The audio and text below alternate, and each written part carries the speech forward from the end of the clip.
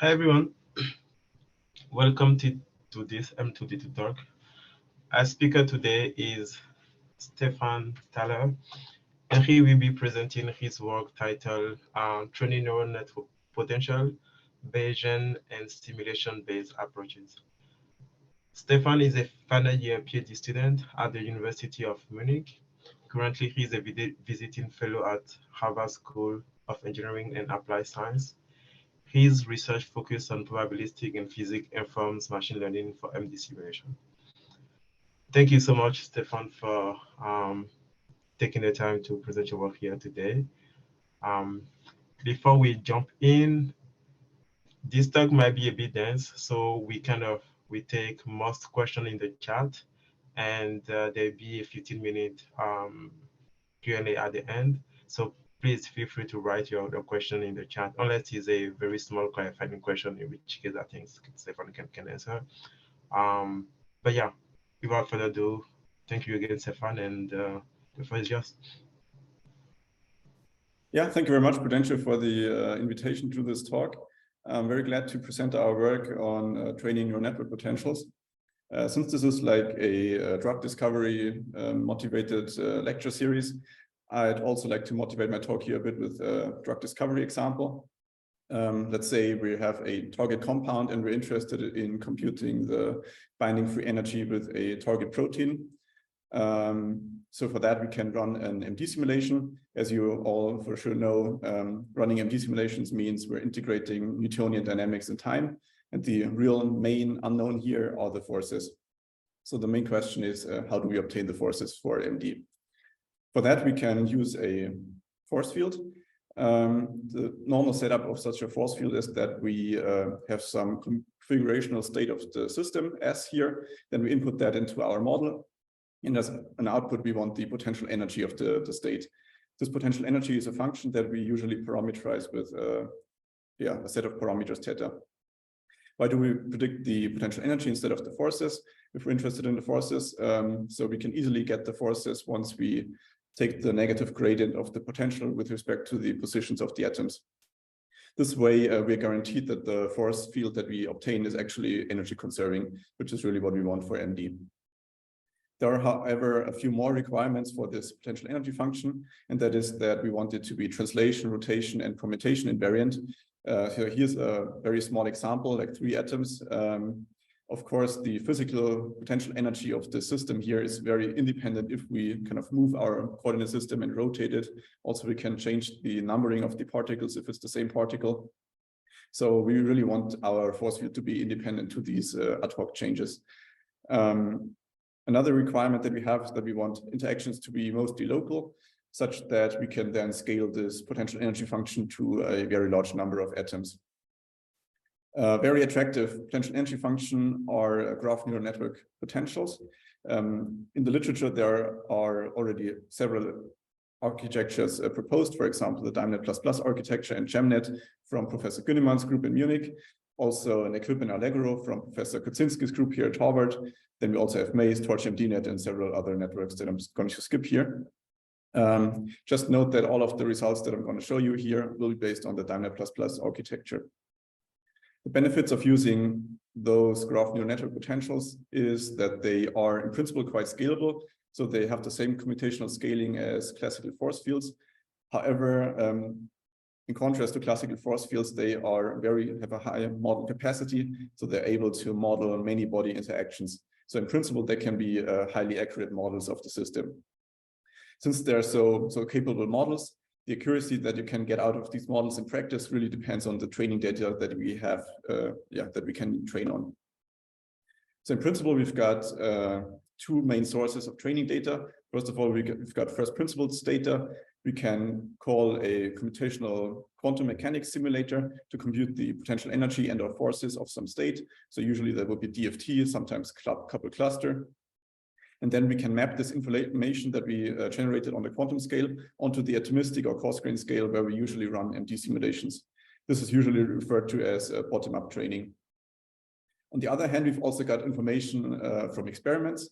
These are usually conducted on the continuum scale. Then we can map down this information to the MD scales, which is then called top-down training. The goal of top-down training here is really to then obtain a potential that recovers the experimental values that we've obtained during the experiment. Now, this brings me already to the outline of my talk. So at the core of this talk is really the molecular dynamics simulation, where the main unknown are the forces. Here we've then got two main choices. The first one is, how do we want to represent the system? The first approach would be to represent all the atoms in the system, which is the atomistic representation. On the other hand, we could also cluster together a group of, or several groups of particles into an effective interaction beat, which is then a coarse-grained representation.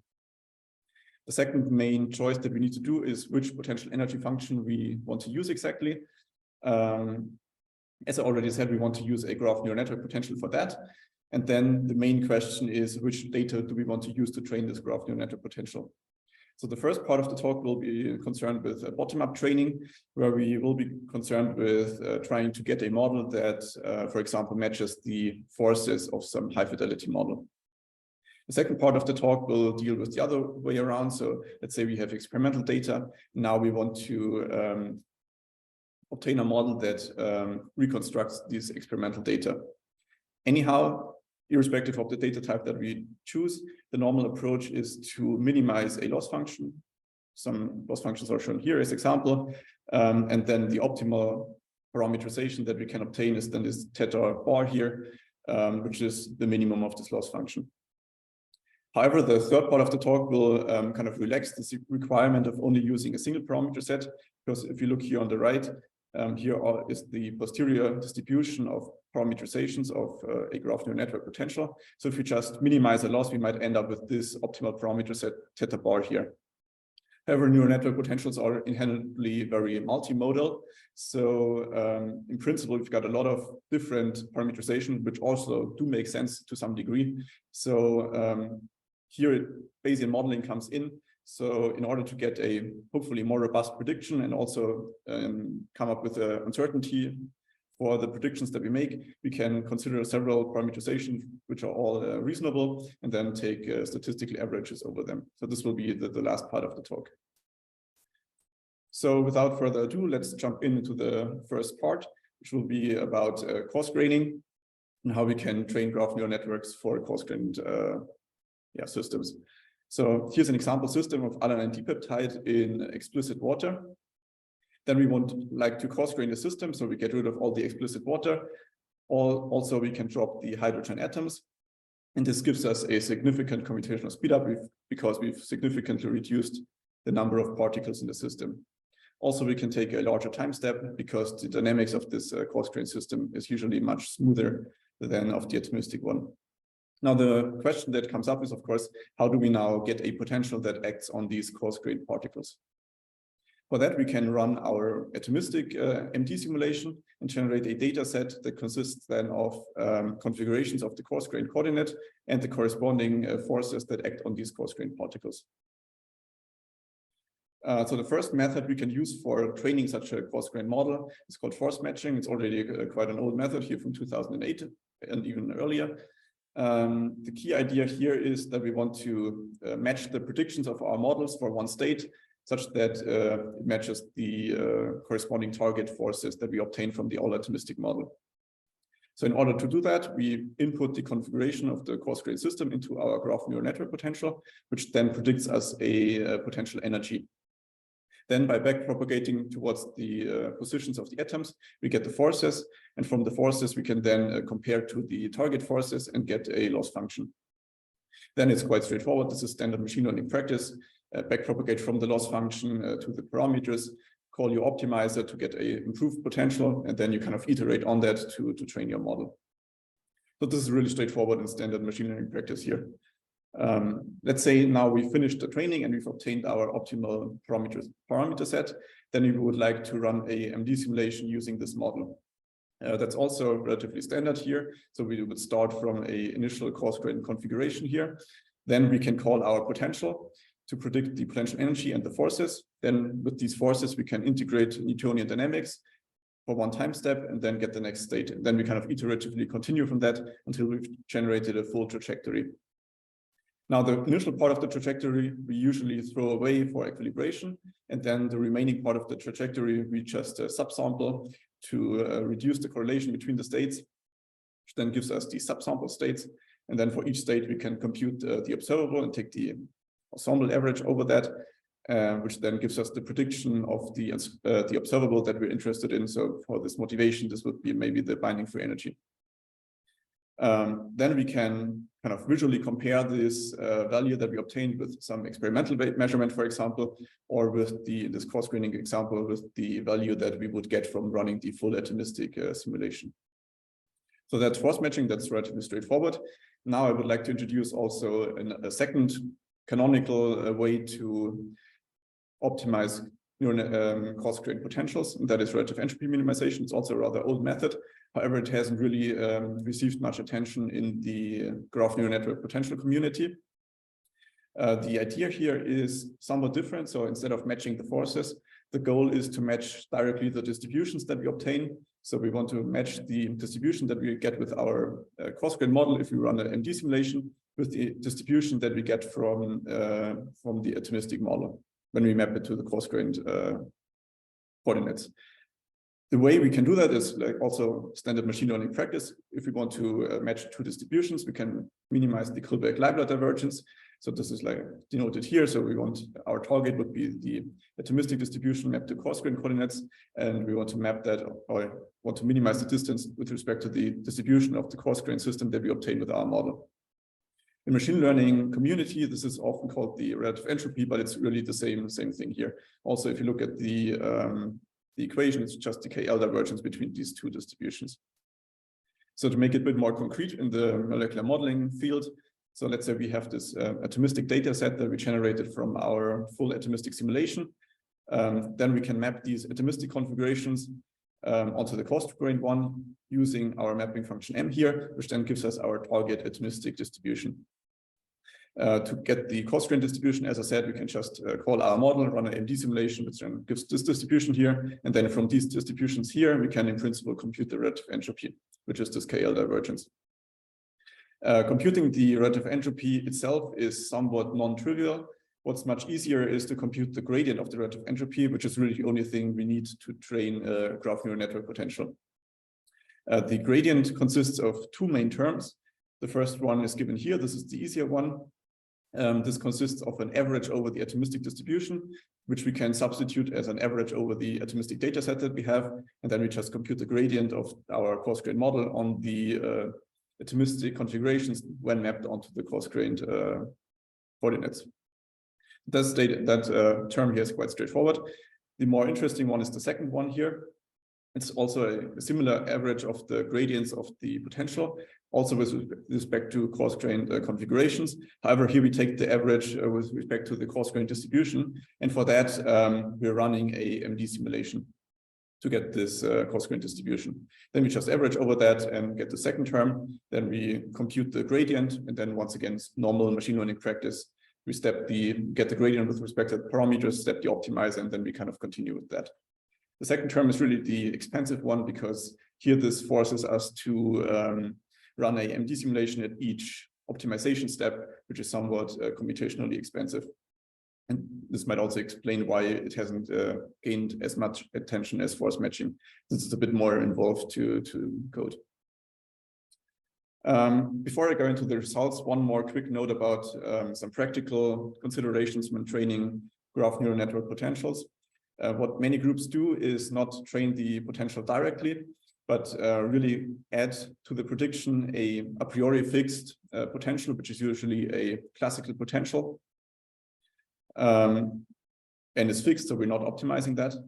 Now this kind of recasts the problem a bit. Instead of like learning the optimal potential, what we're now learning is the difference from this prior potential to the optimal potential.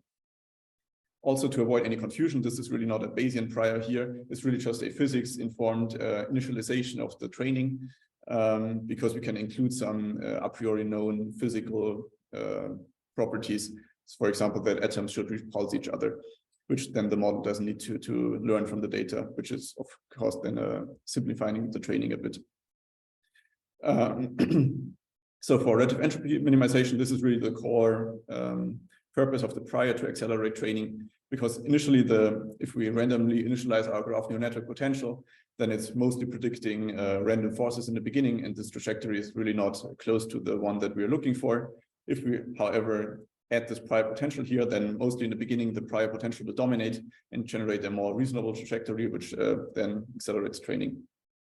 For force matching, the outline is somewhat, or the purpose of the prior is somewhat different, since it has never seen configurations outside the training data. The purpose of the prior here is to get at least qualitatively correct predictions outside the training data distribution, because the graph neural network potentials might predict something very wrong outside the training data. So that's why we always use this prior here. So then let's jump into the results of the first part of the talk. So here we have a coarse-grained system of water. We're coarse-graining one water molecule into a single coarse-grained particle centered at its center of mass. And we've got a box with 1,000 water molecules. Then if we do the training with force matching and relative entropy, we see that we can recover the atomistic distributions very closely, both also the RDF, the angular distribution function, and the triplet correlation function. All of them match the atomistic reference very closely. This is somewhat expected because there's a theorem that says that in the limit of infinite data and model capacity, both force matching and relative entropy converge to the potential of mean force, which is really the optimal potential that you can achieve for coarse graining when you train it from bottom up, from an atomistic model. And as you can see here, we have a lot of data in a very capable model. As I said, we were using DimeNet++. So in this case, this theorem is approximately fulfilled. So both of those approaches give very good approximations to the potential of mean force. So what makes this problem interesting is that since the two main error sources, which is limited model capacity and limited data, are quite small in this problem, other error sources can become dominant, including numerical errors. When we run a MD simulation, we always make numerical errors because we're running them at a finite time step. And then you can show that the MD simulation that you run actually does not sample from the true Hamiltonian, but it samples from a shadow Hamiltonian, which includes error terms that are proportional to the time step. So if you take the time step infinitesimally small, this shadow Hamiltonian is the same as the normal Hamiltonian. However, in practice, we always take finite time steps, so we have introducing some errors here into the Hamiltonian. You can see this here for force matching, which is the green curve.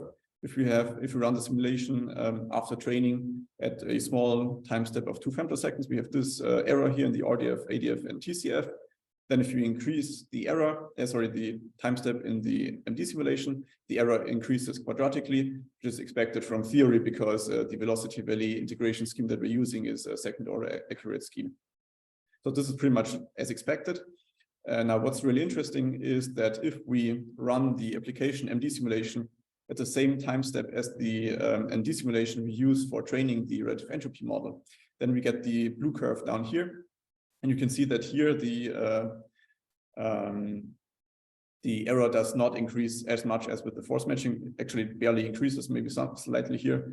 But overall, we get much less numerical error that we would get with force matching. The reason why this happens is because relative entropy also corrects for numerical errors, because if we look at the equation of the relative entropy, what it does, it minimizes the distance between this actually empirically sampled coarse-grained distribution, which includes this numerical error terms, because it samples from the shadow Hamiltonian during training, and therefore it minimizes the distance of this shadow Hamiltonian to the true atomistic distribution that we're looking for, and therefore it corrects for these numerical error terms. To really validate this hypothesis, we've run the model that we trained with 10 femtoseconds, now at a 2 femtosecond application time step. And now you can see that the errors are much bigger than if you run at the same time step. And that, of course, is the result because the 10 femtosecond model learned to correct for relatively large numerical errors, which are of course not present if you run the simulation at 2 femtoseconds, and therefore overcorrects them and therefore biases the results, which leads to this larger error. So this is really some empirical evidence also that the relative entropy model is able to correct for these numerical errors.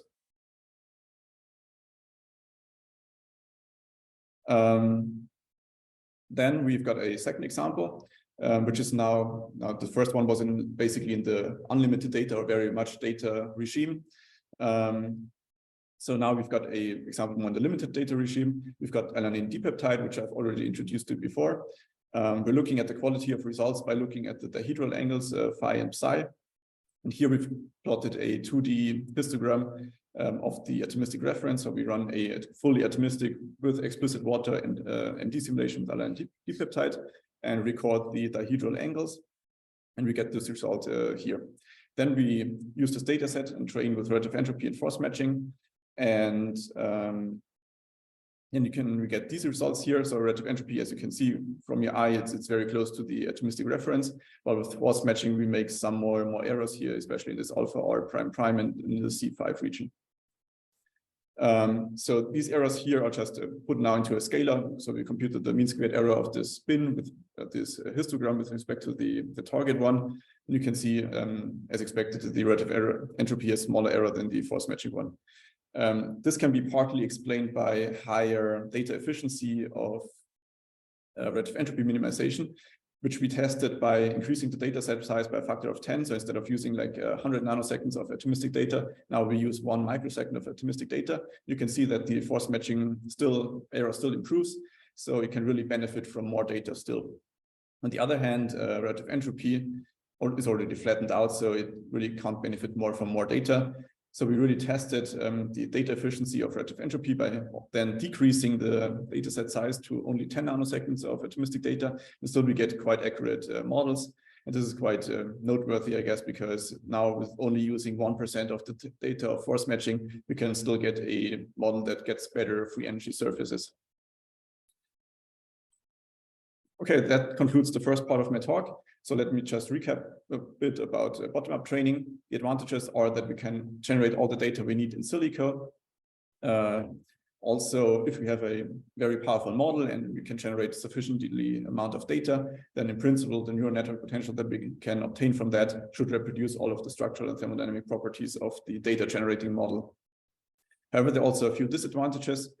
First and foremost, generating the data is usually much more expensive than running the model that we're actually training. So in practice, we might always be limited in the amount of data that we can generate, and therefore in the dataset coverage of the phase space that we can achieve in practice. Additionally, we might be limited by the system size that we can tackle. So quantum mechanics really scales very poorly with the number of atoms that we're simulating. So many systems are often molecules in vacuum only. For example, the QM9 dataset does that. Also, if we have a crystal, for example, of some metal, for example, then the box that we can simulate with DiffTRe might be a bit too small, and we're introducing finite box size effects. So this also might introduce some error in the DiffTRe. Finally, DiffTRe itself is also just a model. So we make some modeling assumption in this case, first and foremost, the functional that we use for DiffTRe. And therefore, we're also introducing some error there. This is visualized here on the right. If you run a ab initio MD simulation with DiffTRe, then depending on the choice of functional you take, which are the colored lines here, you have quite some variation between the functionals of the resulting RDF, and also the results differ quite a lot from the experiment, which is this black curve here. So overall, the machine learning model never can be more accurate than the data that it's trained on. So this kind of then also limits the maximum accuracy that we can get with DiffTRe. So the question really is, can we avoid simulation data altogether? And this brings me to the second part of the talk, which is learning a potential that is consistent with some available experimental data. The problem here is really that the observables now are only indirectly coupled to the potential via a molecular dynamics simulation. So training gets a bit more tricky in this case. Here's once again my sketch of a prototypical MD simulation, which generates the subsample states, which allows us to compute the ensemble averaged observable. Now, instead of just comparing it visually to some experiment, we can compute a loss function from that. And then if we used a differentiable MD code, such as ChecksMD or TorchMD, we can now backpropagate from this loss function to get the gradient with respect to the parameters. So we're backpropagating from the loss to the ensemble averaged observable to each state, and then from each state to the very beginning of the simulation. This allows us then to capture the dependence of the loss onto the potential by capturing the dependence of each state onto the prior state. So this works in principle. Also, it's been done by a couple of groups. There are, however, some drawbacks of using this approach. First of all, it's computationally a bit expensive because you need to backpropagate through the MD simulation. Also, it's very prone to exploding gradients, which we've shown here. Here we've plotted the gradient of the loss, which we're using really for optimizing our potential over the number of MD time steps that we're backpropagating through. And you can see that the loss increases, the magnitude of the gradient increases exponentially with the number of MD steps we backpropagate through. Therefore, in practice, this approach is somewhat limited to around the order of magnitude of, let's say, 1,000 MD steps. The reason for that is that this is really an ill-posed problem, backpropagating through the trajectory in a chaotic system, because if we change the initial state only slightly, then you get a completely different trajectory. If you now backpropagate through the trajectory, the gradient that you get tells you how do you need to change your model such that you're steering the trajectory in a way that it reduces the loss. However, as we just said, the trajectory itself is highly sensitive to initial conditions, and therefore steering the trajectory really does not make a lot of sense beyond the Lyapunov timescale. And that's now really this sensitivity to this initial condition is really reflected here in the magnitude in the exploding gradient. So we wanted to come up with a different approach. This approach that we came up with really now does not have the sensitivity. It's really the gradient is well behaved irrespective of the length of the simulation. In fact, the gradient only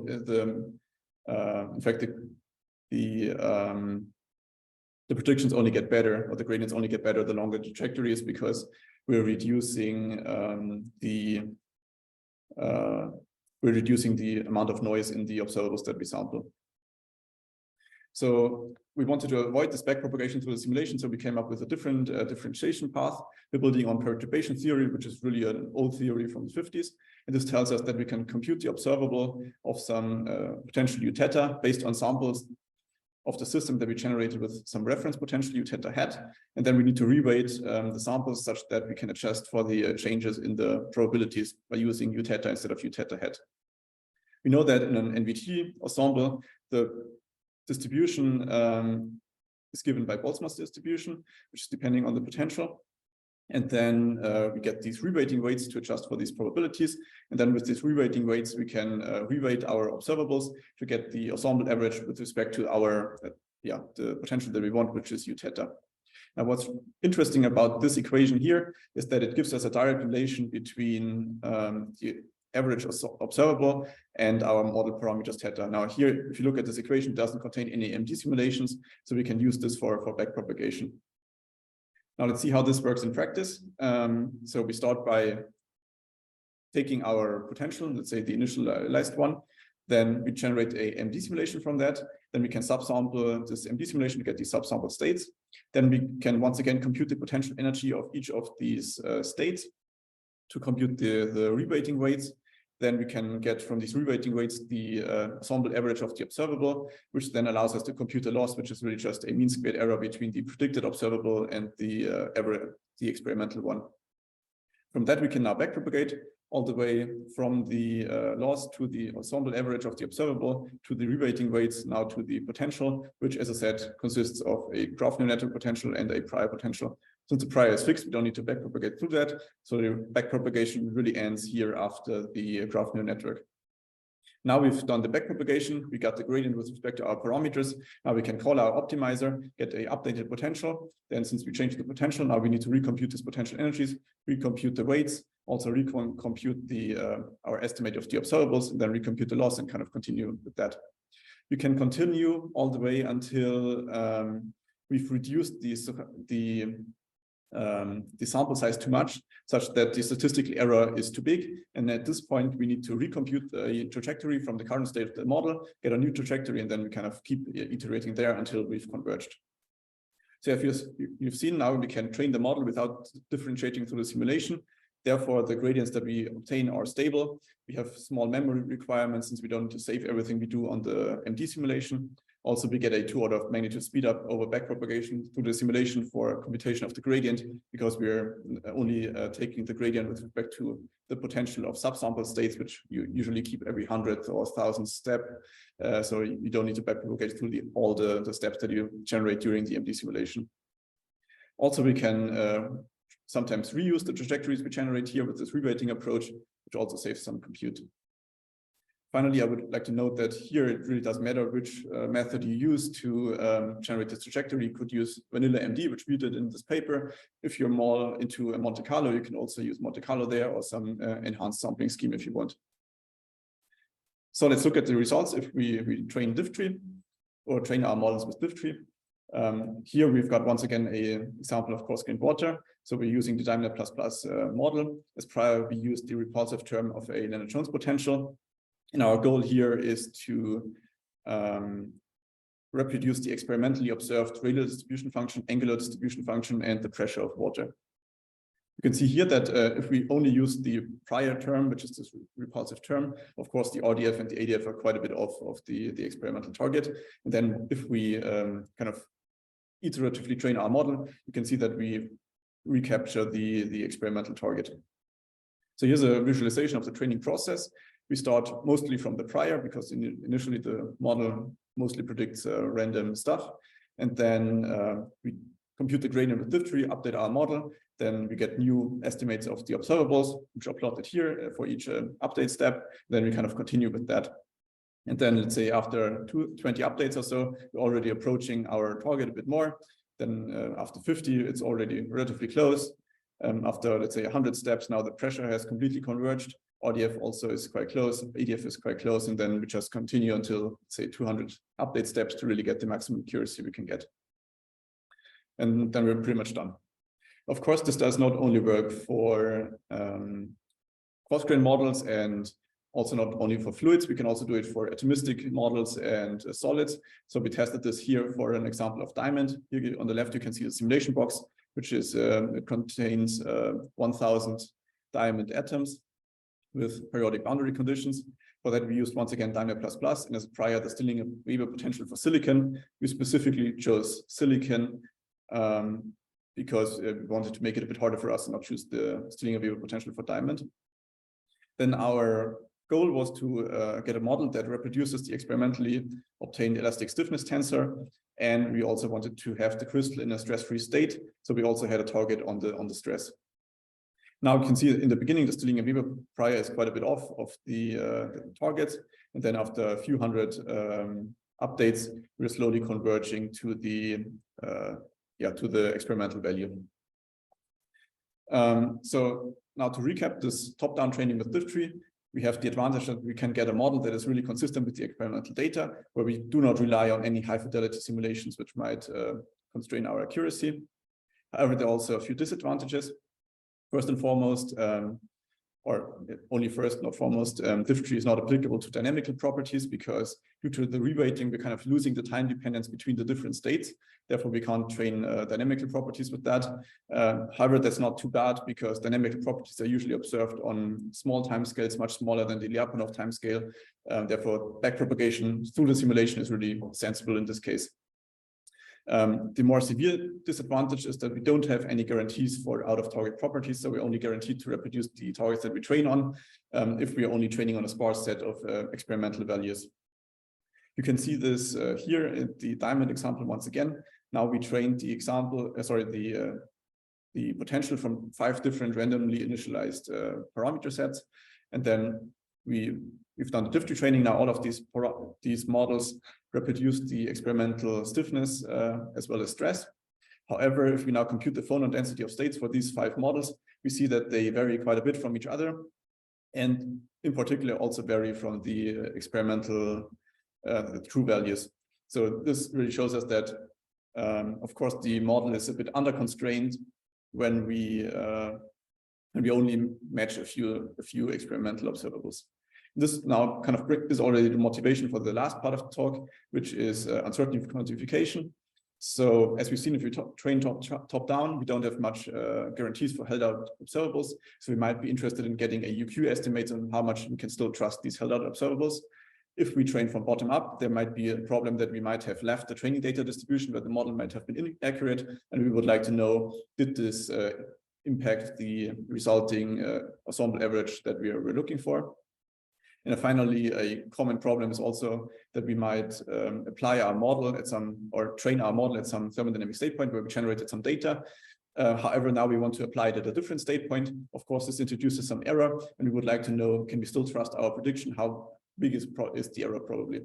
So for all of these cases here, we're really interested in obtaining the distribution of the ensemble averages of the observables at some state point X given our training data D. Now this posterior predictive distribution, Bayesian modeling tells us that we can obtain this distribution by marginalizing over the parameters theta. So like intuitively speaking, this means that for one parameter set here, we're predicting the ensemble average of the observable, and then we weight this prediction with the posterior probability of this specific parameter set. And then this integral here tells you that you would average over all the possible parameter sets. In practice, of course, computing this integral here is intractable because it's very high dimensional for high dimensional models such as neural network potentials. Therefore, in practice, you would always take a Monte Carlo approximation for that, basically just taking the arithmetic average over the predictions for some specific theta i's here, where you would sample these theta i's from the posterior distribution, which is given by a Bayes theorem from the likelihood and the prior. So UQ really boils down to how can we sample from this posterior distribution. The gold standard method to do that is called Hamiltonian Monte Carlo. Problem is that this does not really scale to big data. Also, it doesn't scale good to high dimensional models. Therefore, a different set of methods was introduced, which is called stochastic gradient Markov chain Monte Carlo. They are scalable because they only use mini batches of data to compute a stochastic estimate of the likelihood here, instead of computing, running your model over the whole data set to get a single estimate of the likelihood for a single parameter proposal. So this is much more scalable. And this is why we chose this method here for a comparison. The simplest example of a stochastic gradient Markov chain Monte Carlo method is called the stochastic gradient larger byte dynamics method. Additionally, we use a RMS prop preconditioner, which then gives us the preconditioned stochastic gradient larger byte dynamics method. Now we want to benchmark this method here against a non-Bayesian method, a standard method for UQ for neural networks, which is called the deep ensemble method. It's really a straightforward method. You do normal machine learning. The only thing that you do differently, you train n different models, where you initialize all these different models from different random parameterizations. Then you just normally train them, and then you get n different models, which you can then use for this Monte Carlo estimate. So we've already seen this deep ensemble here in application. We've trained from different parameter seeds and then just did the training. And then we get 5 different predictions. And then if you now compute the mean and the standard deviation of these predictions here, you get your uncertainty estimate. That's really what the deep ensemble method does. So now let's see how these two methods fare for molecular modeling.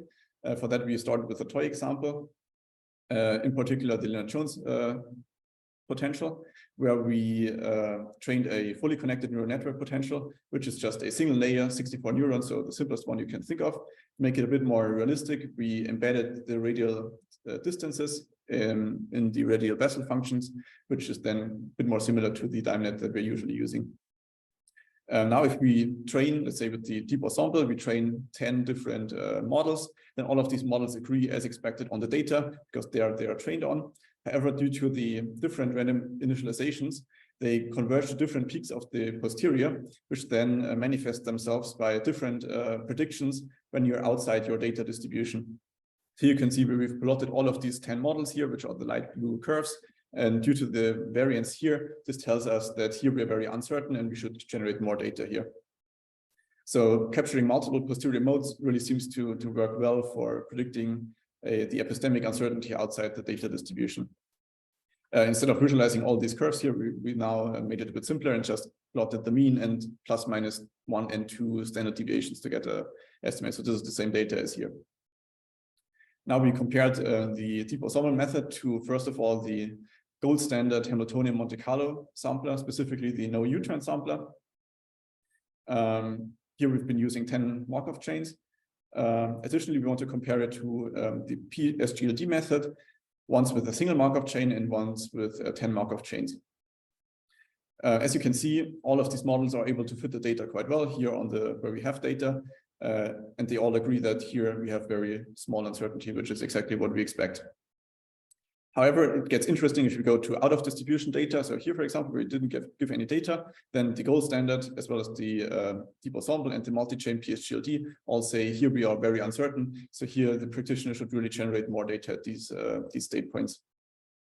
What's interesting is that if we only use a single chain for PSGLD, then we are highly overconfident, because apparently PSGLD with a single chain is only able to sample a single posterior mode, and therefore gives very overconfident predictions, because now the reference curve is not included in the credible interval. Here it signals some false trust into the results, which is not what we want to see. We've also applied this method now to a more real-world example. Once again, coarse-grained water with dimer++. We've trained it with single-chain PSGLD, multi-chain PSGLD, and the deep ensemble method. Then you can see that all of these models give reasonably good models. The mean of the ADF here is quite close to its reference when we look at the same temperature that we trained on. Now to test the uncertainty, we also run a MD simulation at some smaller temperature, smaller than the temperature we trained on. Of course, now the deviation of the mean gets bigger because, of course, we didn't train on this temperature. Now, what we would like to see is that the uncertainty still covers the error that we're doing. This works quite well for the deep ensemble method, also for the multi-chain PSGLD method. So here you can see the credible interval almost covers the actual curve. You can see that here for the deep ensemble within the data distribution, it's not covering it perfectly. However, we believe that this is not really by capturing not enough of the epistemic uncertainty, but by being a bit more off in the mean. If we would have the same mean as with the deep ensemble, I think it should also cover mostly the curve here. I think the reason for that is that it's a bit more difficult to train with PSGLD than with the standard machine learning methods. What's interesting here is that with the single chain PSGLD, once again, same as with the toy example, we're only sampling a single posterior mode. Therefore, we are very overconfident both within the distribution and out of distribution. It's really not what we want to see. So sampling multiple posterior mode is really essential for a reliable UQ. So due to the course of time, I would be very brief on this one. Another thing that we've seen is that it's very important to minimize model misspecification. That means that we want to minimize model misspecification kind of occurs when the true hypothesis is not contained in the hypothesis space that the model has access to, and then we can't quantify errors that we get from this effect into the epistemic uncertainty, which you see here, like the potential of mean force is temperature dependent. So if we don't include this temperature dependence into our model, then we're overconfident here if we go to different temperatures, because the true function changes and the model can't accommodate for that. Therefore, the uncertainty doesn't know about this effect, and therefore the uncertainty is underestimated. On the other hand, if this effect is included, then the epistemic uncertainty that we predict increases quite a bit when we move away from the training data, and therefore we can also capture the true curve. So this is kind of the second takeaway. Once is sampling multiple posterior modes. Second is avoiding model misspecification. So to wrap up this UQ project here, what it boils down to is some intuition about the posterior landscape. We're always interested in this Bayesian model average. So we're taking a few, like maybe 10 or 10 to 100 models, and then we're running the predictions with these models to then get predictions for our observables. And it really boils down to getting a few models here that when we average them, we get a reasonable good approximation to the true Bayesian distribution here, which we're only approximating with this model average. So what the deep ensemble does, due to the random initialization, the models usually converge to different posterior modes.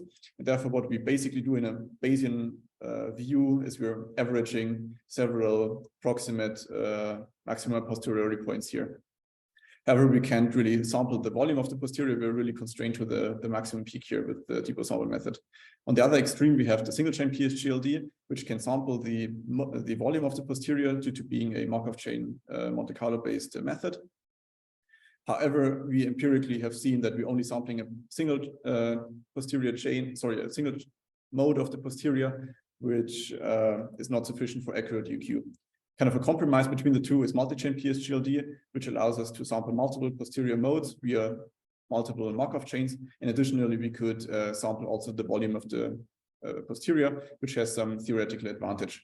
However, we believe that there's still some more research necessary in these samplers, such that we can also then in practice see improved UQ estimates used by sampling this volume. So let me just quickly wrap up my talk. We've seen that neural network potentials have very high model capacity. So in principle, they can be very accurate, and their success really hinges on the data that we used for training them. We've also seen a few methods such that we can make the most out of the data. For example, relative entropy is much more data efficient than force matching. Also, we can use DiffTRe to leverage experimental data. A kind of a straightforward extension would be combining top-down and bottom-up training, such that we can have a broad phase-based coverage from the bottom-up data generation, while still matching some experimental quantities that we might have at our hand. Finally, we might still be always constrained about the amount of data that we have. So at least with UQ, we have a possibility to somewhat reliably estimate what is the expected error that we get on the observables. Finally, a way to get data more efficiently is active learning, which I didn't touch on during the talk, where we would run an MD simulation. Then whenever we are uncertain about a state, we would call our high fidelity simulation, get in the data set, retrain, and then therefore get a simulation where we fully certain about all the states that we see. For that, it's quite important to develop more efficient UQ schemes, even though like deep ensemble and multi-chain PSGLD can be quite reliable. They are not really well suited for that purpose because you need to query multiple models for that. And for that, it's better to have a scheme that gives you the uncertainty in a single shot. And here it's quite important to develop some methods to do this in a single shot and still are as reliable as these baseline methods. Finally, we've seen in this talk that ML, MD, and UQ kind of get intertwined more and more. So if we go, let's say, back 10 years, then the normal approach was to generate some data with some high fidelity model. Then you would bottom-up train your potential, then run an MD simulation to get some observables.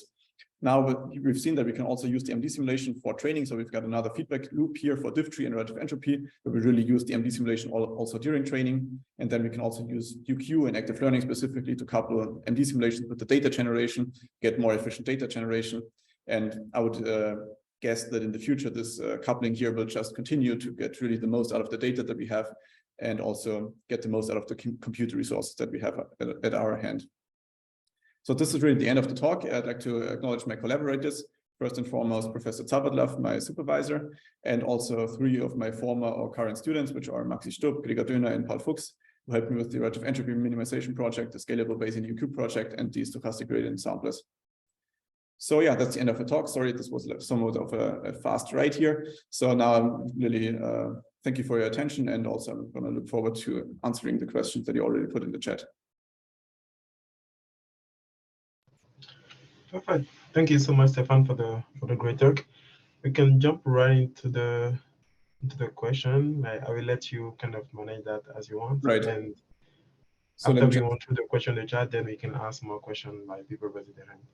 Yeah. So maybe I can just go through the chat question quickly. So where did I get the coordinate file for water? I think we just generated ourselves with GROMAX some solvated water box, and then we ran a atomistic simulation with some I think it's SBC water model to get the coordinate file of water. The second question: how do you train inference time for force matching with the relative entropy figure? Like inference time is basically the same. We're using the exact same model. Training is more expensive with relative entropy because we need to generate MD simulations during training. So each update step is more expensive with relative entropy. Even though we can usually get away with less update steps, still from our experience, training with relative entropy is quite a bit more expensive than with force matching. So we also combine force matching and relative entropy. If you start from a force matching model first, then you do some relative entropy corrections, you can get away with less relative entropy update steps, and therefore also save some compute. Next question: I would like to know whether neural network potentials can be utilized for the macromolecule system like proteins and so on. Yes, I guess in principle you can. Like Alanine Dipeptide is like the very simplest protein you can think of. I think there are also like developments in this direction with scalable methods like Allegro. I'm not an expert on how to construct these neural network potentials, the architectures to be scalable, but I guess there are many people working on that. So I think at least for implicit solvent proteins, I think this is feasible. Since DiffTRe is performed at 0 Kelvin, how did you get the up initial molecular dynamics of liquid water? I'm not sure exactly how they did this. So the results that I've been showing there was not from me. That was taken from a paper which I cited in the talk. Which level functional is enough for bottom-up training? Yeah, also I'm not an expert on DiffTRe. So probably if you're an expert on DiffTRe, you can probably select the functional. Use your knowledge about the DiffTRe functionals to select a good one. I'm not an expert on DiffTRe, how to select which functional. Then what is the Lyapunov timescale? The Lyapunov timescale basically measures at which point two trajectories which are starting infinitesimally small from each other, when they start to really visually fully diverge from each other. Like that's a very top-down view of the scale here. So it really tells you when the trajectories really diverge far from each other, which is a measure of how chaotic the system is. And it's really just a function of the system itself. How much efficient is neural network potential to implement in MTE simulation? So yeah, neural network potentials are quite a bit more expensive than classical MD potentials. However, there are also like developments for more efficient ones like this. You might have heard about these ultra-fast potentials, which are maybe not as fully expressive as these very complicated neural network potentials, but are maybe a trade-off between computational cost and accuracy. So neural network potentials are much more efficient, like orders of magnitude more efficient than DiffTRe. However, they're also like 1 or 2 orders of magnitude more expensive than classical fully optimized force fields. How much simulation data went to training the top-down method? Yes, so for the water example, we've run 200 updates. So I think we queried, 170 MD simulations during training. I think for Diamond, we used 700 updates and I think, let's say 500 MD simulations during training. How did you generate seeds for calculating phonon density of states? For the phonon density of states, I minimized the box of the atoms, and then you can compute the phonon density of states by taking the eigenvalues of some matrix there where I don't have the exact computation from the top of my head. Why is DiffTRe not applicable to dynamical properties? What is missing to get there? Since we're building on this this reweighting here, we're really using the dependence of one state, which state comes after the other. Since like dynamical properties are usually some function of what happens 3 or 5 or 10 time steps after the previous one, we really can't get any estimates of these observables. So DiffTRe itself, I think, is quite incompatible with dynamical properties. But as I said, these dynamical properties are usually measured on very short time scales where you can just backpropagate through the simulation if you want. Then for the Lennard-Jones example, why does the estimation coverage well to the true function far from the data distribution? Yes, that's a common question. Maybe I go back here. It's a good question. I think maybe here. The reason is that we use a cutoff of 2.5 sigma here, which is like standard for molecular modeling with Lennard-Jones potential. And this is like included in the radial Bessel functions. So the Bessel functions are, if you look up the formula, constructed such that they go to 0 at the cutoff differentiably. And therefore, the models inherently by construction go to 0 at the cutoff. That's why we are kind of shrinking the potential together towards the cutoff. So in principle, if you wouldn't have this Bessel function, yes, I would also assume that the uncertainty would kind of only increase from there.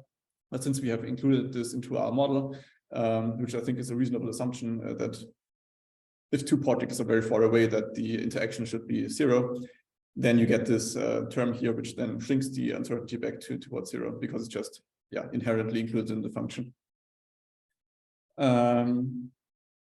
Next question, what are your thoughts on gradient-free or L-based approach for top-down training? Yeah, it's also, I think, a reasonable, good approach to do that. I still believe that DiffTRe is probably a bit more efficient because we can just really design to solve this problem and we get the gradient, really the true gradient that we need. RL should, I think, work as well. And there are also like a lot of similarities, as you can guess, between RL and DiffTRe. So we're sampling these trajectories and so on. And there's really an agent, if you want, that the potential would be the agent. And then the environment would be the simulation and so on. So there's a whole overlap with RL, so very similar here. So in principle, this seems reasonable. I guess still that DiffTRe is more likely more efficient to do that. But that's more a hypothesis of my side, I need to assume. Then next question, based on this particle-based interaction, is there any insight that graph representation can help out to extend more to more complex systems? Yes, I mean, that's kind of the hope, right, of graph neural network potential, that you learn something on small scales, learn the chemical interactions of molecules, and then you hope that this generalizes to more complex systems. Since we've been dealing more with more simpler systems here to show these different training schemes, I'm really not, I think I'm not in the position to really comment on that. When you train the model with experimental data, did you build upon a model that was already trained on DFT energies and forces? No, we did not. In principle, that is, of course, feasible and also, in my opinion, reasonable, such that you have like a baseline model trained bottom up, and then you can kind of correct the model that you have based on the experimental data that you also have. So I think this is a reasonable approach. We didn't do it because it's a bit more difficult to really show how good our method is. To start from a randomly initialized model, but this is really a reasonable thing to do, I guess. How much deviation do we have when the perturbation theory begins to break up? Did you validate the deviation of the ensemble model to be small? Yes, so perturbation theory, we were really checking at each step that we are not having too much reduction in the effective sample size. So we only really taking the gradient if the effective sample size is very big. In this case, this is always guaranteed. When the model generated trajectory is the same as the model we want to take the gradient on, then we have perfect, we have really no error from the reweighting, and therefore we're guaranteed to not introduce new errors from this perturbation theory. The next question, can we develop more efficient and accurate training schemes for neural network potentials in these simulations, specifically addressing the challenge of limited training data? Yeah, this is really the outline of the talk, right? So I would argue that relative entropy is already a bit more data efficient than force matching, which is also supported by the results that we achieved. Also, like leveraging experimental data should also help a bit. Then I think active learning is a very intriguing approach to generate the data where it's most needed, and therefore also be more data efficient. Yeah, so I think those are the questions in the chat. So please feel free to ask more questions. Also, maybe it was a bit unclear, so you can just recall these questions. Yeah, I have one question. Do you think it's possible to get rid of the functional prior by pre-training somehow on some other data set? Like, yes, this is a good question. I think this is the case. So we've, as I said, we also looked a bit into first training with force matching and then correcting with relative entropy, and we've also already seen that this helps a bit. So if you start with a model that is already very stable and reasonably good, then I think you're free to skip the prior. But if you start from a randomly initialized model, it's going to take a very long time otherwise to converge, I guess. Okay, I see. And for the top-down approach, you say that you won't generalize to dynamic properties. And you gave an answer, but I'm still not kind of satisfied with the answer. I was wondering if the reason why you don't generalize is mainly because the sample are independent from each other, and you don't take into account the time between them. Because I could easily imagine, instead of just sampling random sample along the trajectory, you sample subset of the trajectory, so you make a new trajectory out of it. And in that case, you keep the time horizon in the kind of, so you sample trajectory instead of kind of random snapshot, and that will help kind of keep kind of pretty dynamic property, or keep the link with dynamic properties. Like, maybe to clarify, what I meant was not that we don't have any chance to generalize the dynamical properties. What I really meant was that we can't directly train on these dynamical properties due to the setup of DiffTRe. In fact, if we train on, let's say, very expressive, also thermodynamic observables, and we really learn the chemical interactions between these models and we learn the correct timescales, then we would also hope to generalize to these dynamical properties. One more caveat is that we also often deal with coarse-grained systems, where just from coarse-graining you kind of lose the dynamical properties a bit, because the coarse-grained dynamics are just much faster than the atomistic ones. So there you really don't have any guarantees then. But if you, let's say, if you have a lot of experimental data and atomistic system, you would then of course hope that you would also generalize to dynamic properties in the end, yes. Okay, and one last question for me is, on the top-down method, like, most of the method were trained for a particular system, right? Like, and I was wondering, what's the next step you see to generalize this, or kind of lower the cost of generalizing to new system? Like, for example, because I think, let's say if you're talking in the world of small molecule, if I have a system with a protein and a lot of ligand, I don't want to be redoing the whole training every time, right? I want to quickly generalize to new ligand. So where do you see the opportunity for doing something like that? Yeah, so this is really a very good question. It comes really to the core of this top-down training. In principle, if you have many systems at your hand where you can train on, then you would at least hope in the end to generalize to also to unseen systems, just because you're learning the chemics there. Then I think the more practical answer would be, hopefully you train also on bottom-up data, then you use it more the top-down training for correction, such that where you don't have experimental data, you're kind of falling back to your bottom-up data, and there you're still making at least reasonably good predictions. And then where you have experimental data, you're kind of correcting your model there. Yeah, I think this is one of the main limitations for top-down training, if you don't have like huge amounts of experimental data such that you can really learn the chemical interactions of arbitrary atoms or like the atoms that you're interested in. Okay, I see. Cool. Perfect. Thank you so much. Any other question from the audience? I think there's yes, one I've got one more question in the chat. That some dynamical observables are computed on thousands of time steps. If it's still backpropagation through those is feasible. Yeah, as I said, we didn't really try that actually ourselves. I would assume that, I think at least diffusion we computed once. I think this still is a ensemble average. So you still take a long trajectory and then you take an ensemble average where the difference between the states is, I think, not too long, maybe 1,000 time steps, yes. So if it's not too long, you can, I think it is reasonable to take the gradient through the simulation. But if you actually have reason to believe that you need very long trajectories to compute also the difference between the states there, then yeah, it's more difficult, I guess. So I don't really have an answer for that if this is really the case. Another question, how can we ensure more robust and trustworthy MT simulations? Yeah, I would assume like at least the deep ensemble method, also this multi-chain MSGLD method is a good step forward. So you train not only one model and then kind of publish the single model, but publish 10 models of them, which are all good on your data that you have. Then the practitioner can really use, if they want, run several MD trajectories with these 10 different models and then get an estimate of how reliable the prediction is. I think this is a good step forward. Still might not be super satisfying, since you still need then to run 10 or 100 MD simulations, depending on the amount of models that you have. So this might still be a bit more expensive. So I think more research into that direction is certainly useful.